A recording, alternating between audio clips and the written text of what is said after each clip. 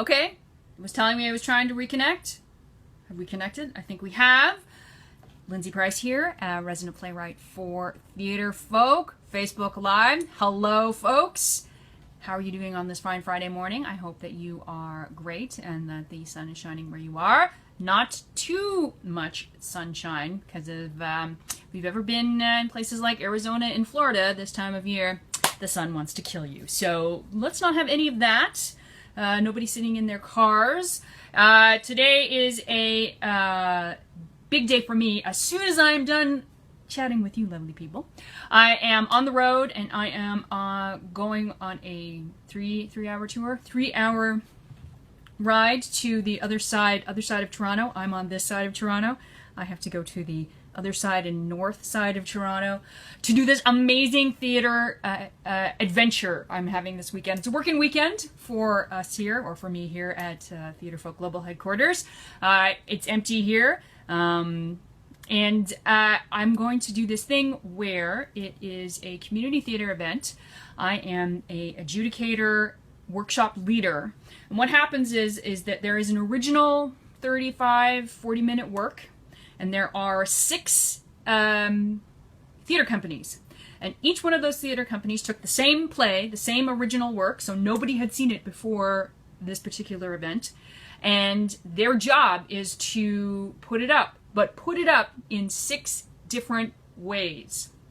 So hopefully we're going to see the same play done in 6 completely different ways. It takes place in an inside-out kind of way, but it's like inside out for people going through a midlife crisis. It takes place in the mind, where a character has had a heart attack, and sort of looking at his life and seeing if he can't go forward. So that means, because it takes place in a place that, for all we know, we don't know what it looks like. We don't know what happens in there, non-scientifically speaking, theatrically speaking. And there are characters who only exist in the mind. So that means we have costume possibilities, we have set dressing possibilities. All of the theaters have to use the same set.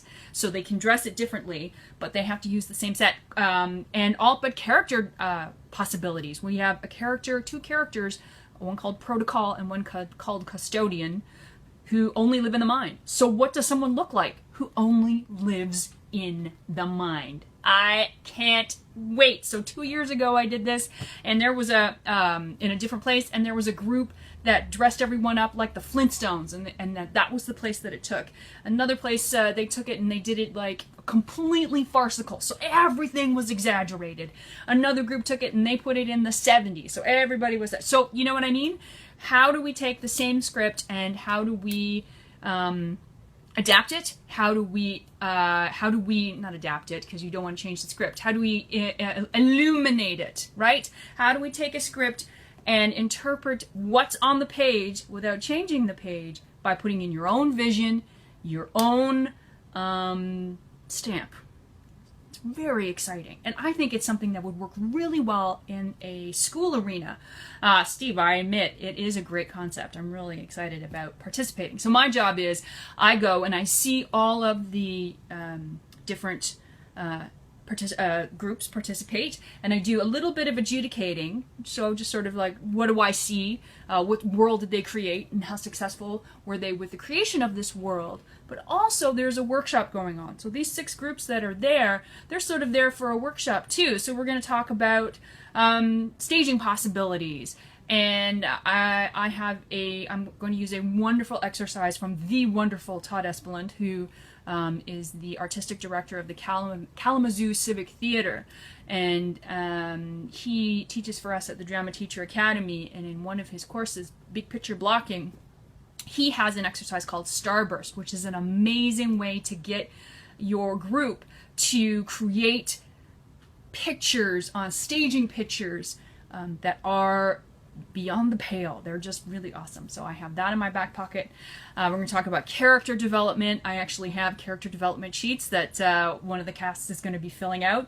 Vision questions. So it's a bit of a workshop. So we see something, and then I'm going to take one aspect of what I saw and have everybody participate, which is a fun thing. So it's not like the stress of adjudication, which often happens is somewhat removed because everyone is having fun. Steve, that is an awesome question.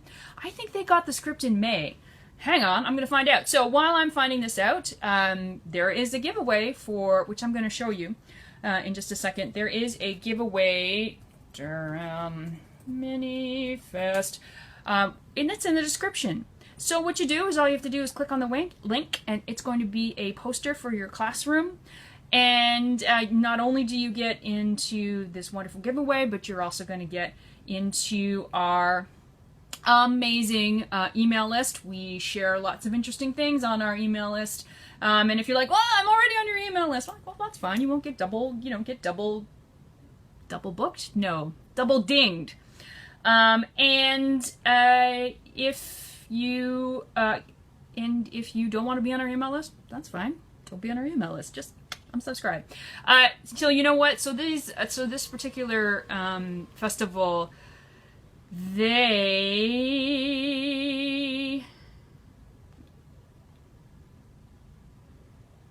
sorry, I'm trying to find. They registered March.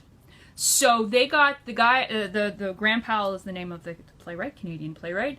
And the play was made available for perusal on March 1st, and then participants had to register by May 1st. So they've had a couple months. So it's going to be, it's not just a staged reading. These are fully fleshed out productions. The only thing being, and everyone's on the same stage, on the same set, and it takes place. So I see 2 tonight, and then 4 tomorrow. And there's going to be some fun awards at the end. Okay, so very excited. I think it's going to be a lot of fun because it's all about interpretation. Well, that's what I was saying, is that this would be really excellent for the classroom. What if you gave 6 groups the same script? If you were talking about different styles, for example, like if you were talking about Brecht, or you were talking about Shakespearean, or like if you were talking in over the course of a year, the various genres of theater, theater of the absurd, all this, the things that are not in my head right now. Realism, naturalism, expressionism. If you, at the end of it, went, okay, everyone is in a group, everyone's got the same scene, and every group has to come up with a different interpretation of the scene, right?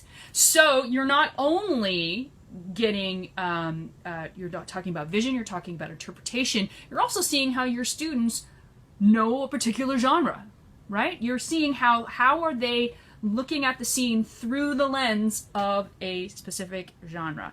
Jamie, I agree. It's a fabulous idea. And I mean, that's what I mean. So what I'm going to do today as I go to Durham Minifest to I'm looking at full-scale productions of 6 shows, 6 40-minute shows.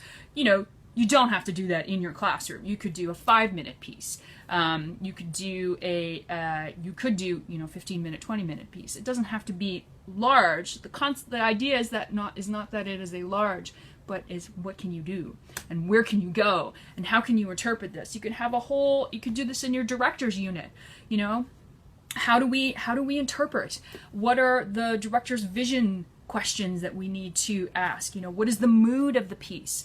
You can take a lot of different moods with the same material and have a completely different outcome, right? What are the themes of the piece? The themes of this particular play are really interesting. We have rules, all of us over 40 who have, when you look back at your life and what rules were you told to follow? What rules were you told in terms of being an adult? I remember very specifically being 18 and thinking, one of these days the switch is going to flick, and all of a sudden I'm going to be an adult, and I'm going to know how to act like adult and follow the rules of an adult, which is what we learn, is that there are no rules. Okay, so poster. That's the giveaway for today. There is a poster, and let me show you.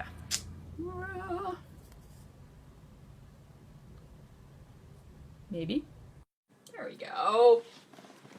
There we go. Okay. So this is a great thing to put into your classroom. And it is great for beginning actors. This is a great thing to discuss, right? What are the things you need to know before you step on that stage? These are some of the, sometimes, particularly with beginning actors, they don't necessarily think about this, like the audience. Don't forget the audience. Think of the audience as your acting partner, which I love. So often, particularly with beginning actors, they're in a scene and it's only with the other actor. It's very intense and it's very up close and it's very closed off.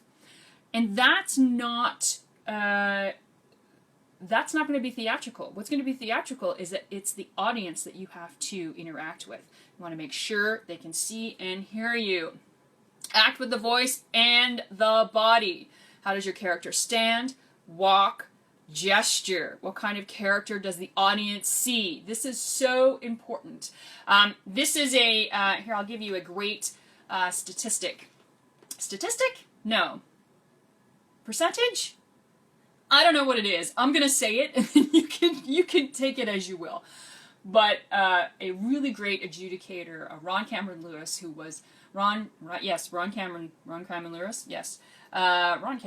who taught me adjudication, a course that I took. And he has a great thing that we should all live by, is that when you're talking about what an audience is understanding and taking in, it is 60% physical, so 60% body language. It is 30% oral, listening, 10% text. 60% physical, 30% oral, 10% text. And that means that when you are acting, whether it's you as when you're an actor and you're coming up with your character and you're doing your character development, or whether you're a director and you are looking at the bigger stage picture, 60% of your rehearsal time should be going into the physical action on stage. 60% of your time when you're building a character should be spent on the physicalization. What character does the audience see? Can you do an entire scene without the dialogue and people still know what's going on? Can you, when you walk on the stage for the first time, does an audience get a sense of, oh, this is this kind of character? Does a great exercise in class when dealing with character development is to have everyone develop a character zero. It's a comedian thing where every time a character enters, they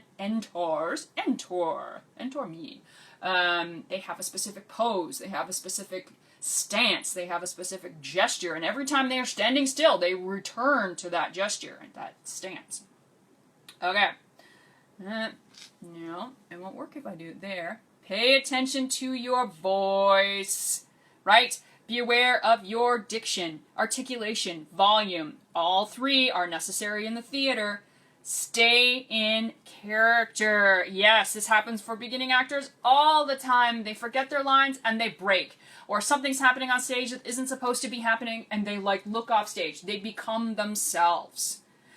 And if you're always in character, the audience will never know there's something wrong.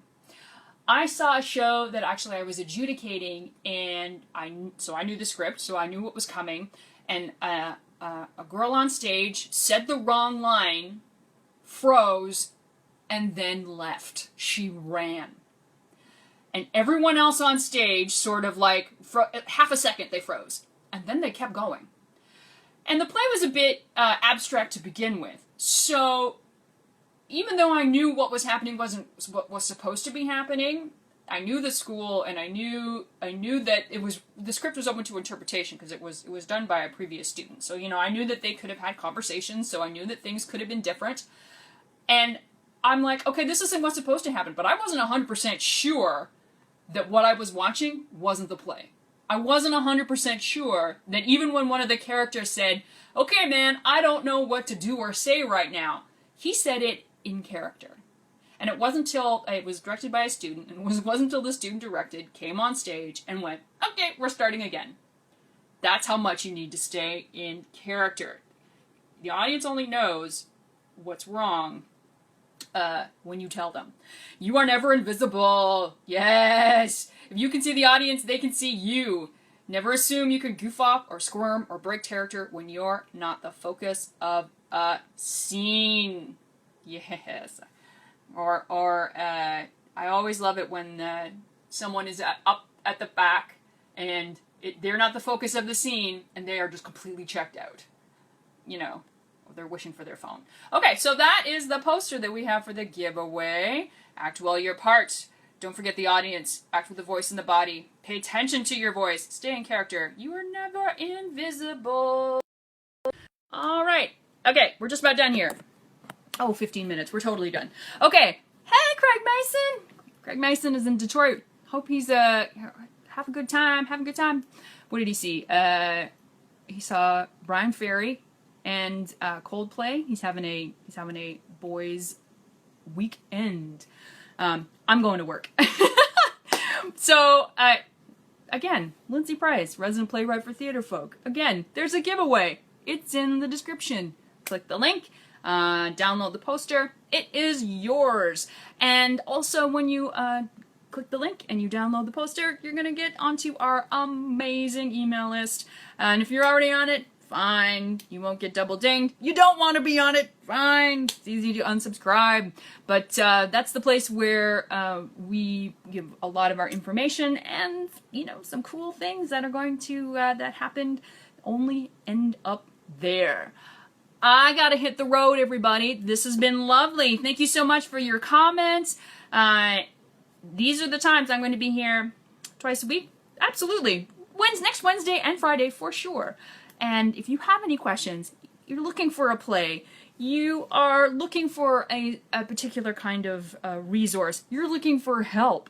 We know how many drama teachers are stuck in the classroom, maybe for the first time, maybe they've been doing something else for 20 years and they got into drama.